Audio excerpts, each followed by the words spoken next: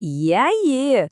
Hoje a gente vai mergulhar numa uma história surpreendente que liga o Brasil à fundação de uma das cidades mais importantes do planeta. É uma saga, sabe? Sobre exílio, sobre resiliência e principalmente sobre um legado que quase se perdeu no tempo. E tudo, mas tudo mesmo, começa com esse número aqui, 23. Apenas 23 pessoas. Guardem esse número, porque ele é a chave de todo o mistério que a gente vai desvendar hoje. A grande pergunta é: quem eram essas pessoas e por que a história delas é tão, mas tão importante assim? Olha, essas 23 pessoas não eram aventureiros nem comerciantes atrás de ouro, nada disso. Eram refugiados. Pensa só, eles chegaram a um lugar que um dia viraria Nova York completamente sem nada, só com a roupa do corpo, depois de uma viagem que foi um verdadeiro pesadelo. E é aqui que a história dá uma virada daquelas. De onde eles vieram? A resposta é o que mais surpreende. Do Brasil. Isso mesmo, Brasil colonial. Fica a pergunta, né? Como é que um grupo de refugiados fugindo do Brasil acaba sendo pioneiro na América do Norte? Para entender essa loucura toda, a gente precisa voltar bastante no tempo, bem antes dessa viagem acontecer. Bom, a nossa história, ela na verdade começa séculos antes, lá na Península Ibérica, num cenário de perseguição religiosa muito intensa. Para a gente conseguir de fato entender a jornada dessas pessoas, primeiro a gente tem que sacar o tipo de vida que elas eram forçadas a levar. Uma vida totalmente em segredo. E no centro de tudo isso estava essa identidade aqui. Depois que os judeus foram expulsos da Espanha e forçados a se converter em Portugal, muitos viraram os chamados cristãos novos. Só que alguns deles continuavam praticando a fé judaica escondido. Esses eram chamados de forma bem pejorativa de marranos ou criptojudeus.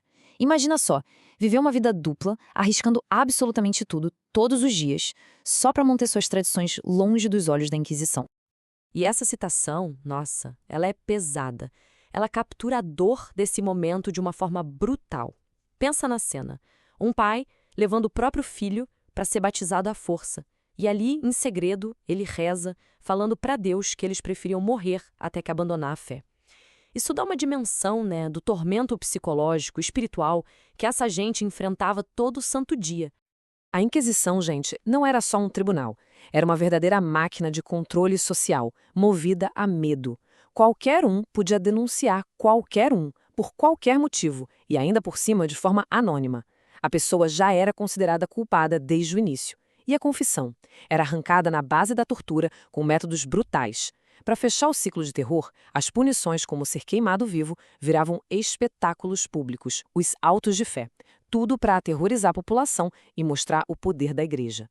Então, para fugir desse terror todo, muitos desses cristãos novos enxergaram no novo mundo, e especialmente no Brasil, uma chance de recomeçar. Mas olha, eles não chegaram lá de mãos abanando, não. Eles trouxeram na bagagem um conhecimento que seria fundamental para construir a nova colônia. E aqui está o pulo do gato. A era das navegações foi, e muito, influenciada pelo conhecimento judaico. Ideias de uma terra redonda já estavam lá em textos místicos antigos. Eles eram feras em matemática, em astronomia, e foram eles que aperfeiçoaram os instrumentos que permitiram cruzar os oceanos como o astrolábio. E o tal do almanaque perpétuo do Abraham Zacuto? Isso era basicamente o GPS da época, essencial para navegar. E chegando no Brasil, esses cristãos novos, que ficaram conhecidos como homens de negócios, se tornaram, assim, a espinha dorsal da economia colonial.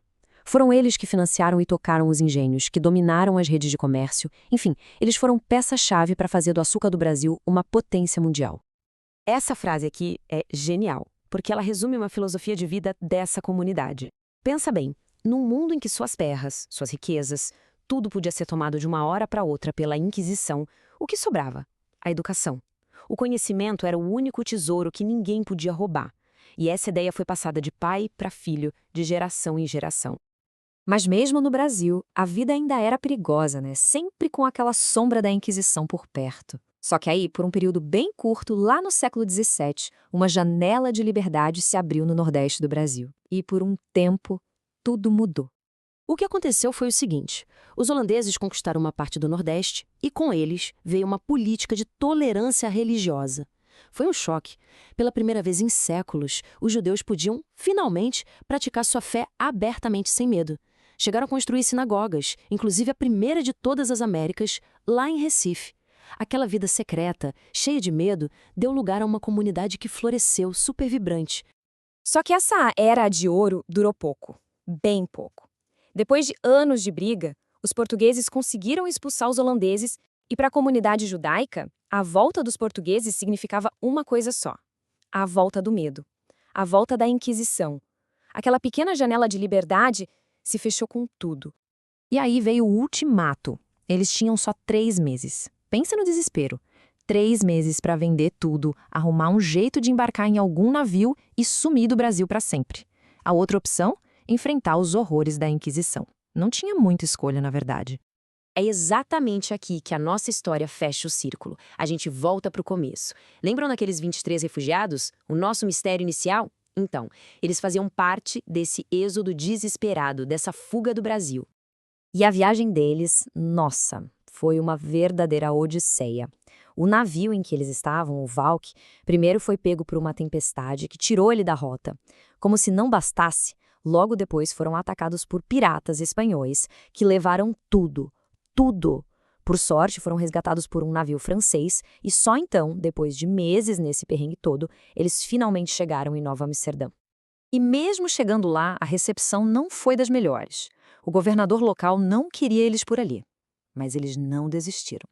E o nome que eles deram para a primeira congregação é muito, muito simbólico: o Remanescente de Israel.